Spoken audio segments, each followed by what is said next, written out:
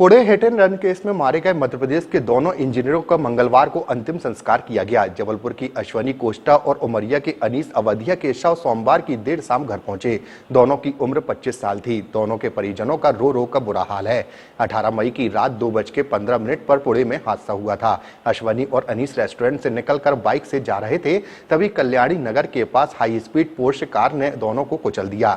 अश्वनी और अनीस की मौके पर ही मौत हो गई। कार पुणे के बिल्डर का नाबालिग बेटा चला रहा था और वह नशे में था। कोर्ट ने नाबालिग को घटना के 15 घंटे के अंदर ही जमानत दे दी। उसे दुर्घटनाओं पर निबंध लिखने को कहा गया। अश्वनी की फैमिली जबलपुर में साकार हिल्स में रहती है। परिवार में सबसे छोटी होने की वजह से सबकी लाडली थी। घर वाले उसे आशी कहकर बुलाते थे।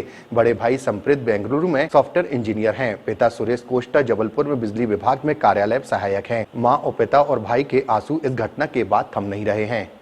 क्या शुभ नाम आपका और क्या? मैं जुगल किशोर कोष्टा, अश्विनी के पापा जी का बड़ा भाई हूँ। कल शाम को अचानक नागपुर से अश्विनी की बड़ी मम्मी का फ़ोन आया कि भैया अश्विनी हमारे बीच में नहीं रही। उसका कल पुणे में किसी कार चालक ने रोड एक्सीडेंट कर दिया। स्पॉट पर उसका निधन हो गया है। हम लोग के हाथ पैर ठंडे हो गए। हम लोग का दिल दिमाग काम नहीं कर रहा, क्या करें। यहाँ पता किया तो मालूम पड़ा कि हमारे छोटे भाई साहब अपनी पत्नी और पुत्र को लेकर रात में ही पुणे के लिए रवाना हो गए थे। बहुत ही प्रतिभाशाली बच्ची थी, बहुत ही हंसमुख स्वभाव था।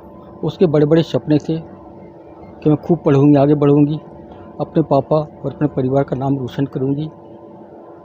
हमारा पूरा परिवार, हमारे सारे सगे संबंधी दूर दूर से इकट्ठे हुए हैं। सिवनी से, नागपुर से, बालाघाट से, इधर वर्धा से सब लोग आए।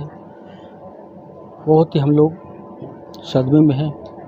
हम अपने दुख को शब्दों में बयान नहीं कर सकते हैं। परिवार क्या चाहता है, क्योंकि असमय इस तरह की घटना होना बड़ी बात है। इस घटना की मैं कटु निंदा करता हूँ और महाराष्ट्र सरकार ने जो स्टेप लिया है, लड़के को नाबालिग होने के बाद भी उसके पेरेंट्स ने कार चलाने को दी, जबकि नाबालिग था, उसके पास ड्राइविंग का कोई लाइसेंस नहीं था, और उसको 15 घंटे के अंदर शासन ने जो बेल दे दी है बहुत ही गलत, निंदनीय है। और कार चालक के ऊपर तो कार्रवाई होनी चाहिए, उसके साथ साथ उसके मम्मी पापा के विरुद्ध भी विधि अनुसार कठोर कार्रवाई होना चाहिए। क्या लगता है इसमें प्रभाव का इस्तेमाल हुआ है कहीं ना कहीं, क्योंकि ऐसा पता चला कि हमको तो ऐसा लग रहा है, चूँकि पुणे का बहुत बड़ा बिल्डर है लड़के का पिता, तो वहाँ की कुछ राजनीति का सब प्रभाव तो है, अन्यथा वेल नहीं होनी थी, ऐसा मैं समझता हूँ। वेल हुई है, बहुत गलत हुआ है। आप इसके खिलाफ लड़ाई लड़ेंगे? हमारे छोटे भाई साहब आ जाएं, हम लोग आपस में बैठेंगे। कल अंतिम संस्कार बच्ची का संपन्न होगा, उसके पश्चात बैठ के चर्चा करेंगे और हम बिल्कुल चाहेंगे कि इस पर हम कार्रवाई करें। जो भी स्टेप बन सकेगा हम लोग अपने न्याय के स्तर पर देखा जाए तो हर स्तर की लड़ाई लड़ने तैयार हैं। जी हाँ, बिल्कुल, अवश्य। क्या करेंगे इसके लिए आप लोग, चर्चा वगैरह? अब तीनों भाई बैठ के आपस में चर्चा करते हैं। जो हमारे बुजुर्ग लोग आए हैं उनसे बैठ के चर्चा करते हैं कि इसमें कानून के स्टेप उठाए जाए। हम लोग बाकायदा करेंगे। हमारे बच्चे के जीवन का सवाल है ना। उसने भी और हमारे परिवार ने उसके लिए बहुत अच्छे अच्छे सपने देखे हुए थे। पता नहीं क्या क्या सपने देखे हुए थे, मैं शब्दों में नहीं कर पाऊँगा आपको।